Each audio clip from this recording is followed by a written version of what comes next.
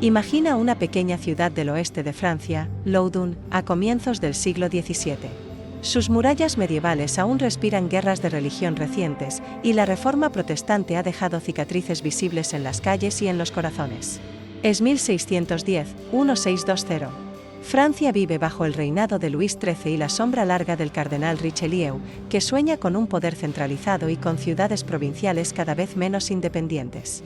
Loudun, orgullosa de sus libertades municipales, resiste. Y esa resistencia, política, social y religiosa, será el telón de fondo de una historia que pronto se convertirá en una tormenta, la de unas monjas que, entre gritos, convulsiones y visiones, señalarán a un hombre como responsable de su perdición. Era un cura que se llamaba Urbain Grandier. Pero retrocedamos aún un poco más. En 1596 nace Jeanne de Belcier, quien más tarde será conocida como Sor Jeanne de Sanges, la futura priora del convento ursulino de Loudun. Su infancia está marcada por una religiosidad intensa y una imaginación febril, moldeada por la culpa, el miedo al pecado y una necesidad desesperada de trascendencia. En su interior se agitan ansiedades y deseos que, en un mundo donde el cuerpo femenino es campo de batalla teológica, no encuentran salida sino en la mística o en el demonio. En 1626, las Ursulinas, una orden recientemente establecida en Francia para la educación de jóvenes, abren un convento en Loudun. Es un espacio cerrado, disciplinado, vigilado, donde la palabra tentación es una amenaza constante y el diablo, un visitante siempre posible. Aquel convento, joven y de jerarquías todavía inestables, se convierte en un laboratorio de tensiones, rivalidades internas, celos espirituales, obediencias fracturadas y, sobre todo, la obsesión con la pureza. Jeanne de Sanges asciende en ese clima. Es inteligente, carismática, pero también frágil, y sus noches se pueblan de sueños inquietantes y de figuras masculinas que la asedian entre lo místico y lo carnal. Mientras tanto, en la misma ciudad, otro personaje acumula poder y enemigos, Urbain Grandier. Nacido hacia 1590, formado en humanidades y teología, llega a ser párroco de la iglesia de Saint-Pierre-du-Marché en Loudun. Es culto, elegante, brillante en el púlpito y polémico. Sus sermones son agudos, su orgullo evidente, y su férrea resistencia a la autoridad eclesiástica local y a los designios del cardenal Richelieu le granjean resentimientos profundos. Su fama de seductor, con relaciones escandalosas para la época, alimenta los rumores. Para muchos, Grandier no es solo un sacerdote imprudente, es un peligro moral y político. La ciudad vibra con rumores de conspiraciones protestantes, con la lucha entre facciones, con los ojos vigilantes de París. Richelieu desea arrasar las murallas de Loudun como símbolo del poder real sobre la autonomía urbana. En 1628 el cardenal ha aplastado la Rochelle bastión protestante. Su sueño es que no haya enclaves rebeldes ni orgullos provinciales que desafíen la corona. En ese tablero, Grandier aparece como un peón incómodo, demasiado elocuente, demasiado independiente, demasiado seguro de sí mismo. Y cuando el poder busca neutralizar a un enemigo, cualquier grieta humana sirve de puerta. En el convento, la inquietud crece. Las jóvenes religiosas, encerradas, sin más horizonte que la oración y la obediencia, comienzan a experimentar fenómenos extraños. Al principio, son susurros, sueños perturbadores, apariciones nocturnas, sombras que murmuran tentaciones. La priora Jeanne de Sanges empieza a tener visiones de un sacerdote que se cuela en su celda, que la visita con insistencia, que entra y sale de su imaginación con un rostro que poco a poco comienza a ser más nítido. La ansiedad se convierte en una forma de cohesión. Las monjas, empujadas por la sugestión mutua, por la presión del entorno y por su propia psicología reprimida, empiezan a compartir símbolos, palabras, gestos. El diablo, hasta entonces un miedo doctrinal, adquiere cuerpo y voz. Y ese cuerpo y esa voz, dicen, pertenecen a Urbain Grandier. ¿Cómo llega su nombre a pronunciarse dentro de los muros del convento? Existen varias versiones. Según unas, fue la propia Jeanne de Sanges quien, tras intensas visiones, reconoció al sacerdote como el causante de sus tormentos. Según otras, fueron los confesores, los directores espirituales y los poderosos aliados de Richelieu quienes, conscientes de la utilidad política de un escándalo, orientaron la acusación. Lo cierto es que la cadena de acontecimientos, hecha de culpas íntimas y estrategias públicas, termina por convertir a un hombre en el epicentro de una posesión colectiva. A comienzos de 1632, la situación estalla. Las ursulinas convulsionan, gritan en lenguas, revelan secretos, acusan. Los exorcismos en Francia se multiplican. La ciudad, que ya arrastraba tensiones políticas, se ve de repente desbordada por el espectáculo de unas mujeres que, incapaces de contener lo que perciben como fuerzas infernales, se convierten en protagonistas de una dramaturgia demoníaca. Las multitudes acuden. Los médicos, los teólogos, los magistrados, todos opinan. Se escriben informes, se levantan actas, se registran palabras proferidas por demonios con nombres específicos, Astarot, Leviatán, Behemoth, se trazan pactos con tinta y sangre. Y sobre todo, se busca al responsable humano, al brujo, al sacerdote que habría vendido su alma para corromper a las esposas de Cristo. Urbain perseguido niega todo. Niega amuletos, niega pactos, niega visitas al convento. Pero los engranajes están en marcha. Los exorcistas, convencidos de su culpa, o deseosos de probarla, interrogan a las monjas en público, en ceremonias que mezclan teología, teatro y voyeurismo. Loudoun se convierte en un escenario. Cada convulsión parece una evidencia, cada palabra en latín un sello del infierno. Y el nombre de Grandier, al repetirse, deja de ser un sospechoso para transformarse en un dogma, el culpable perfecto. Así termina nuestro primer capítulo. Con una ciudad polarizada, un convento desbordado por fenómenos atribuidos al diablo, y un sacerdote erudito y orgulloso que, sin saberlo, ha sido empujado al centro de una maquinaria que lo devorará. En el próximo episodio, entraremos en la fase de los exorcismos públicos, las declaraciones de las monjas, las maniobras políticas y judiciales que encaminarán a Grandier hacia un proceso que mezclará superstición, poder y tragedia. El año 1632 marca el apogeo del caos en Loudoun. Lo que comenzó como unas pocas monjas alteradas se ha convertido en un fenómeno que sacude no solo a la ciudad, sino a toda Francia. Los gritos, las contorsiones y los relatos demoníacos de las Ursulinas se vuelven cada vez más espectaculares. La priora Jeanne de Sanges, poseída por varios demonios a la vez, se convierte en la estrella involuntaria de una liturgia de locura. Una imagen de monjas poseídas, en una plaza de un pueblo francés siglo XVII. El convento se abre a las multitudes como si fuera un anfiteatro romano, y en el centro del espectáculo se encuentra un solo objetivo: demostrar que Urbain Grandier ha sido el instrumento del infierno. Cada día, el convento vive sesiones de exorcismo que atraen a nobles, jueces, soldados, campesinos. La sociedad entera se agolpa para ver a las religiosas gritar obscenidades, hablar en latín sin haberlo estudiado, emitir voces masculinas y blasfemar sin control. Algunas leviten, otras se arrastran por el suelo imitando a serpientes. Atribuyen estos horrores a demonios que las habitan: Asmodeo, Behemoth, Leviatán. Cada uno tiene su estilo, su timbre, sus preferencias. Y todos, sin excepción, repiten el nombre de Grandier como su amo, su invocador, su amante. Los encargados de las ceremonias son clérigos designados por el poder, exorcistas oficiales, algunos formados en París, otros locales, todos deseosos de probar su eficacia y piedad. Uno de los más activos es el padre Jean-Joseph Surin, un joven jesuita que, convencido de la verdad de las posesiones, se obsesionará con los demonios de las Ursulinas hasta perder el juicio. Pero eso será más adelante. El aparato inquisitorial se pone en marcha. Se buscan testigos, se reescriben testimonios, se recopilan supuestos pactos con el demonio escritos en latín y firmados con sangre. Uno de ellos aparece, según se dice, escondido en el muro de la celda de una de las monjas. En ese pergamino, supuestamente firmado por Grandier y 7 demonios, se promete a Satanás fidelidad y se solicita poder y placer a cambio de almas. Es una falsificación tan burda como efectiva. La masa no requiere pruebas, necesita símbolos. Y este documento es uno. Grandier, por su parte, sigue negando toda implicación. Afirma no haber visitado el convento de las Ursulinas, no haber tenido contacto con las monjas, no haber participado en ningún ritual. Pero su pasado le pesa. En Loudoun todos saben que ha tenido relaciones con mujeres, incluso con una joven llamada Philippe Trincant, hija de un influyente magistrado local. Su reputación de mujeriego alimenta la narrativa. Si pudo corromper a seglares, ¿por qué no habría de seducir a monjas, aunque fuera mediante magia? El proceso judicial se formaliza.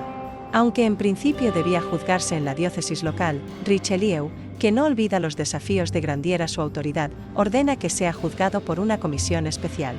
Ya no se trata solo de un sacerdote acusado por un grupo de mujeres trastornadas, ahora es una cuestión de Estado. El juicio debe servir como ejemplo, como advertencia. El mensaje es claro: nadie desafía al cardenal. En los tribunales, Grandier se defiende con inteligencia. Es elocuente, está bien preparado, apela al derecho canónico, refuta acusaciones absurdas, se burla incluso de algunos exorcistas. Pero el proceso está viciado desde el principio. El tribunal no busca la verdad, busca la condena.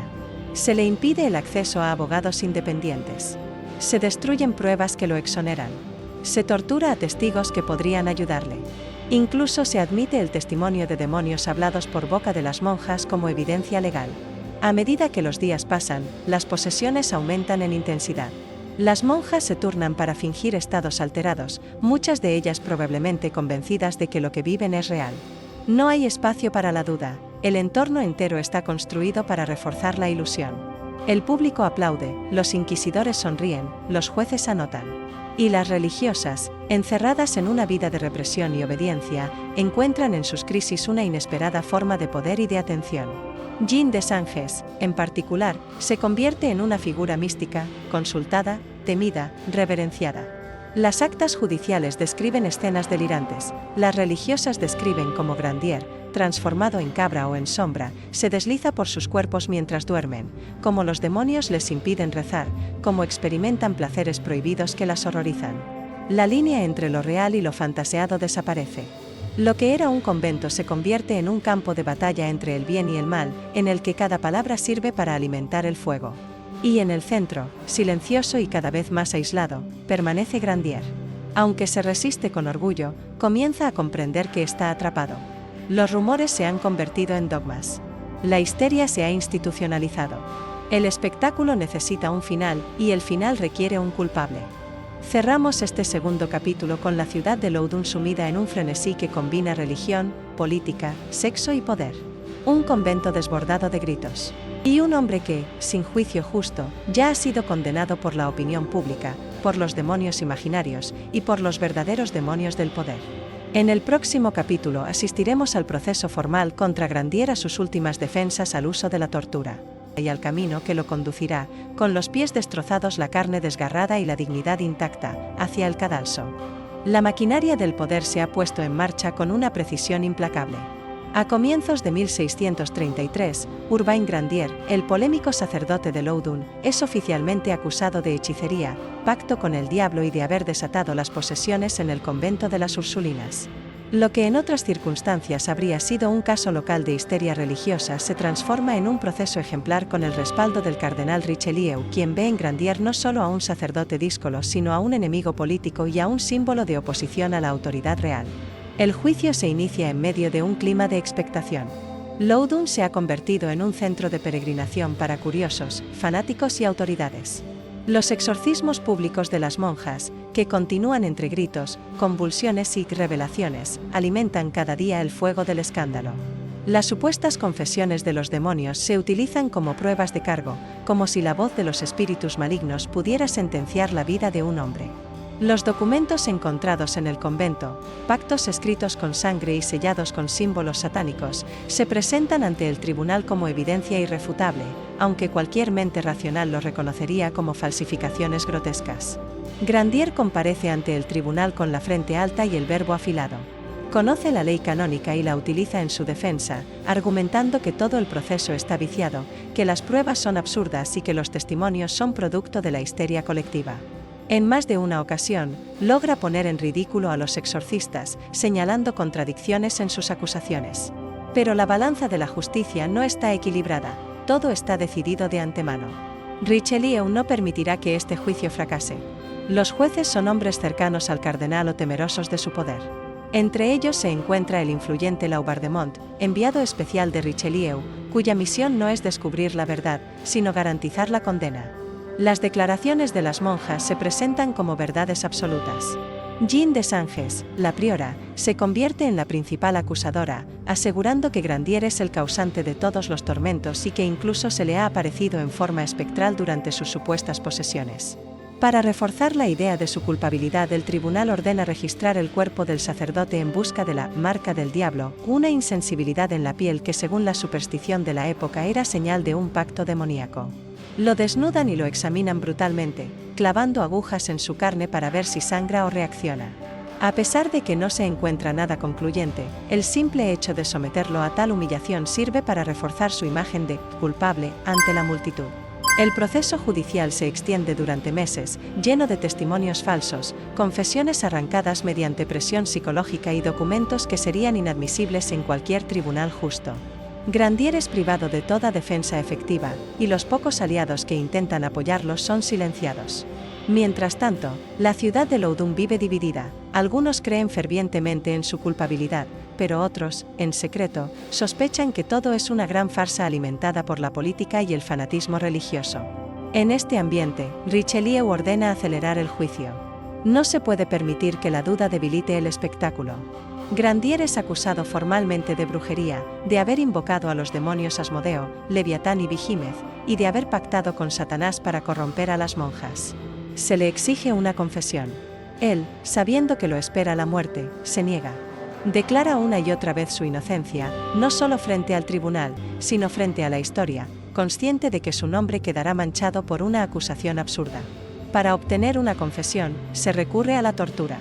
Grandier es atado al bote, una terrible máquina que aplasta sus piernas con cuñas de hierro. Los huesos crujen, la sangre brota, el dolor es insoportable. Pero aún así, se niega a ceder. No firma nada, no admite lo que no ha hecho. Su resistencia desconcierta incluso a algunos de sus verdugos, que lo ven soportar el tormento con una fe y un coraje inusuales. Al final, el veredicto es inevitable. Urbain Grandier es declarado culpable de brujería y condenado a morir en la hoguera. La sentencia no solo busca destruirlo a él, sino enviar un mensaje.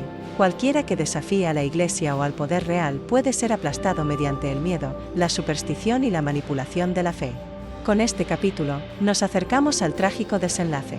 En el próximo capítulo, veremos los últimos días de Grandier, su resistencia final, la ejecución pública que sacudió a Loudun, y cómo incluso en la muerte mantuvo una dignidad que el fuego no pudo consumir.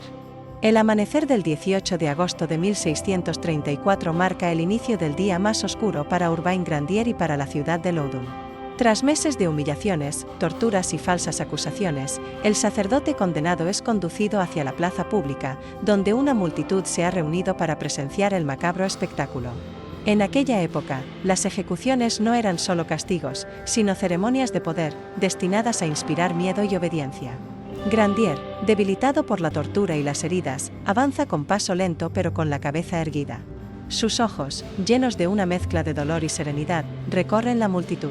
Sabe que muchos de los que lo observan creen en su inocencia, pero el temor al cardenal Richelieu y a la Inquisición los mantiene en silencio. Frente a él, se levanta la pira de madera, imponente, preparada para consumir su cuerpo en llamas. Los jueces, los exorcistas y las monjas acusadoras están presentes, entre ellas Jeanne de Sanges, cuya mirada parece arder tanto como el fuego que pronto se encenderá.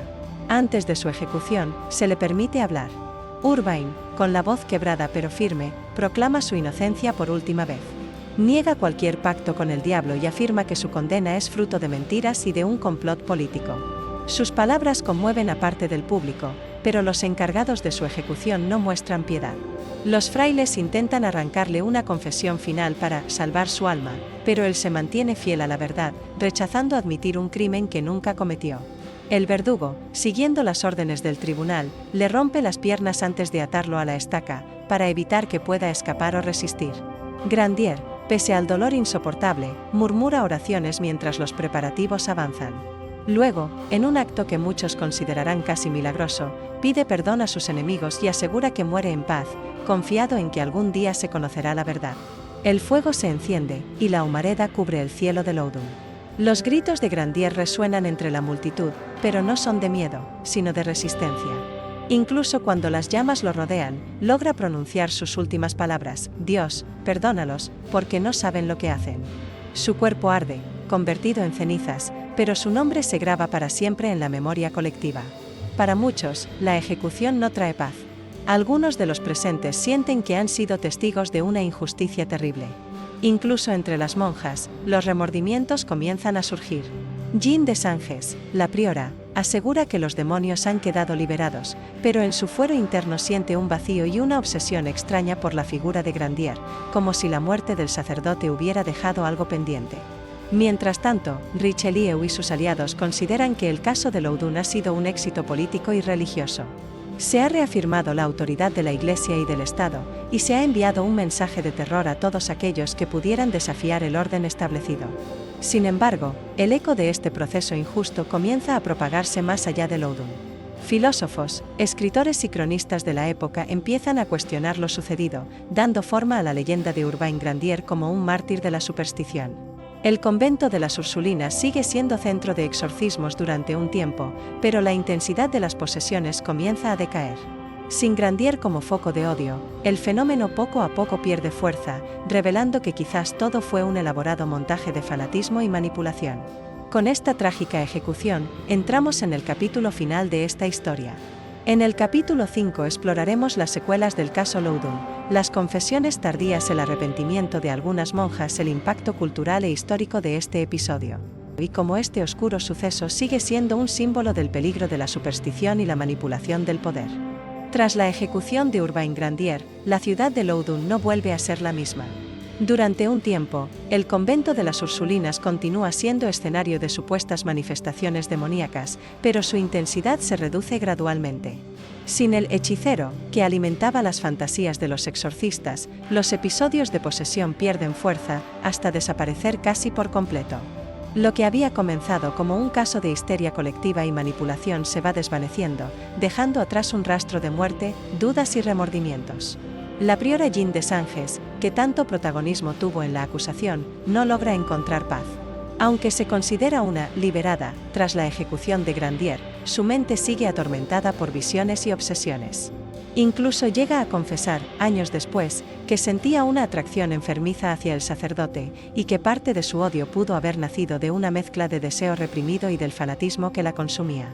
Jeanne escribe sus memorias, relatando los exorcismos, las supuestas batallas contra los demonios y los pactos satánicos que acusó a Grandier de haber firmado.